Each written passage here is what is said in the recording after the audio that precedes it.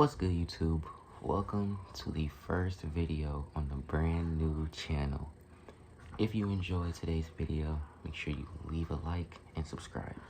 Without further ado, let's get straight to the video. In today's video, I'm going to be going through my end of season award predictions. Starting off with Coach of the Year.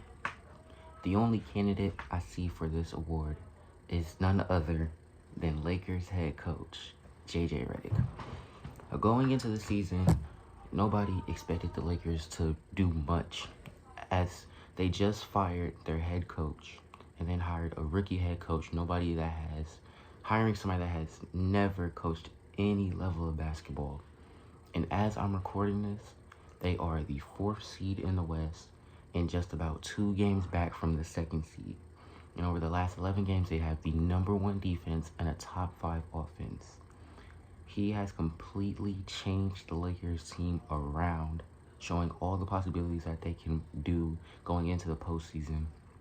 He untapped Max Christie, which is something that a lot of Laker fans thought that Darvin Ham could have did last season because everybody seen the potential. But JJ Redick did that. Even though he got traded, JJ Redick showed that he can be a great 3-and-D guy. And with him getting Luka Doncic, I can only imagine the offense that they are going to have going to the end of the season, heading to the All-Star break. The next award I want to get into is 6th Man of the Year. Now, over the years, the 6th Man award, nobody really cares about it.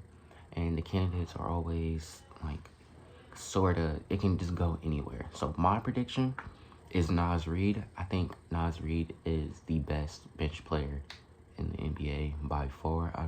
He's one of the few bench players I think that can start on a championship contender team and play like a good 30-35 minutes a game. He provides great defense, great rebounding. He's a great scorer for his size. I think he's like 6'11". He can dribble, he can shoot, he has a nice layup package. If you know, he was part of Jelly Fam. So I think Naz Reid, I don't think there's another player that can possibly be better than Naz Reid for 6th Man of the Year. The next award I want to go to is Defensive Player of the Year. Now, this award has a couple of candidates that you can go to. I know some people are going to lean towards Cleveland Cavaliers forward Evan Mobley. Rudy Gobert is always an option. Giannis is an option sometimes. Or if you want to go into guards, Drew Holiday is an option.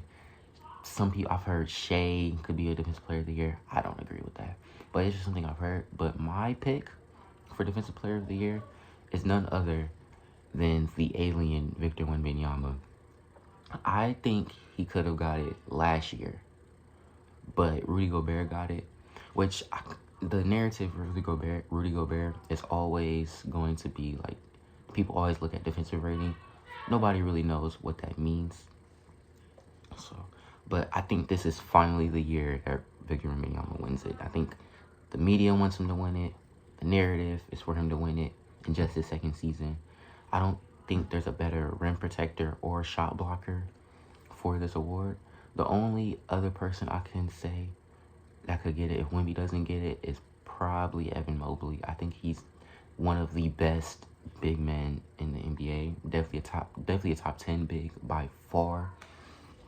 But I think the asterisk for him is that he's playing alongside a great defensive team, and he's playing alongside another 6'10", 7-footer with Jared Allen. Wemby doesn't have that. Wemby is surrounded by solid defense, but not great defense. So I think this is definitely the year that Victor Wembanyama should win the award. And lastly, the MVP award. Now, over the years, the MVP award has had a lot of conversations with Jokic winning it constantly. And I think that's going to happen again. I think Nikola Jokic is the best player in NBA basketball right now. Nobody comes close to the level of scorer, playmaker, rebounder, team impact that Nikola Jokic has. I think if you remove Nikola Jokic from that Denver Nuggets team, I don't even think they're a playing team. Michael Porter Jr. isn't what he is without Nikola Jokic. Jamal Murray isn't what he is without Nikola Jokic. Even Russ doesn't look how he's looking right now without Nikola Jokic. Now, some people are going to lean towards Shea just because of what he is doing. And I'm not gonna discredit Shea at all. I think he's the best point guard in the NBA basketball right now. But I don't think he's as valuable to the Thunder as Nikola Jokic is to the Nuggets.